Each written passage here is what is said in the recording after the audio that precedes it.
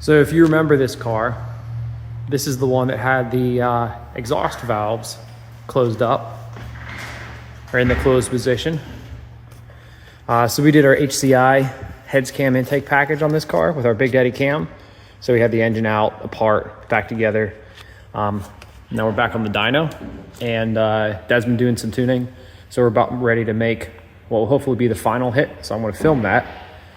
But so far, we are within a couple horsepower, about 3 horsepower of where these always end up. So the problem was indeed those exhaust valves, or the exhaust actuator valves, like we thought.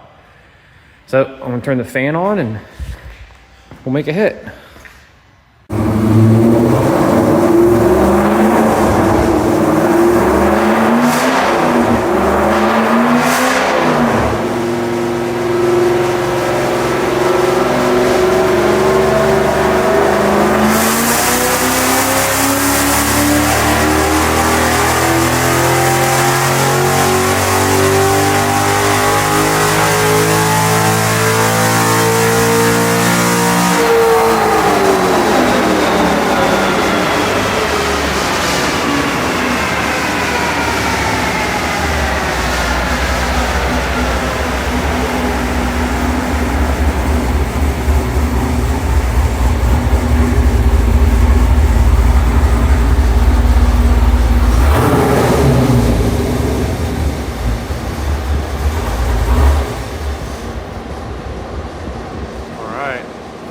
So on that hit, he was trying to correct the fueling. For whatever reason, this car at the very end here, the fuel was dropping out, which is strange. They don't do that. But this one couldn't really figure out why.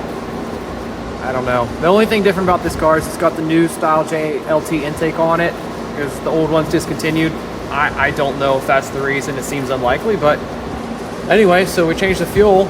Power came back up, and now I think this car is making more than any other HCI car at 452. So on our dyno, that's pretty impressive.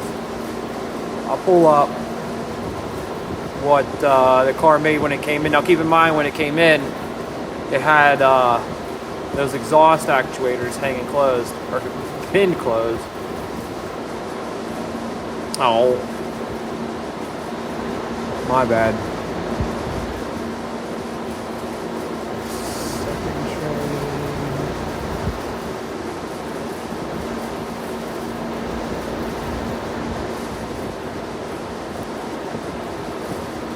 All right, so this is the car when it arrived. Again, with those actuators locked, closed. There we go. So this is what it was doing before for torque, after for torque, and then horsepower is the red line. So from how the car arrived, we picked up, so that was 406 to, what did I say,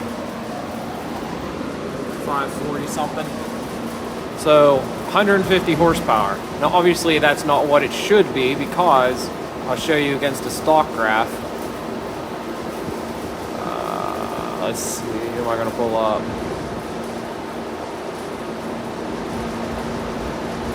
It should have looked more like this.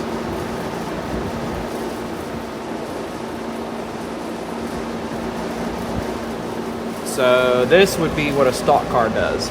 Factory, properly running car. It could be around 450 horsepower. Yeah, 450, so. In this case, we picked up about 90, and on top of that, it's all this extra RPM. So he spun that up to, sorry, smacked the phone there. He spun that up to about 7,100. And that thing is screaming.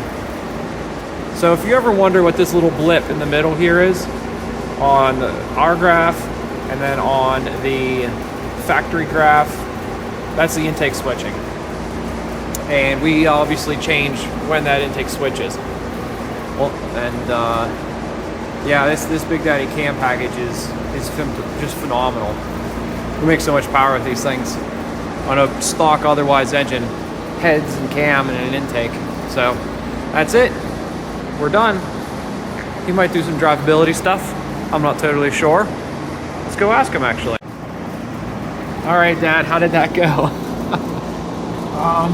I actually didn't look at the fueling's right. Oh, well, that's it then. I saw you, heard you rev it. Was the throttle still sticking?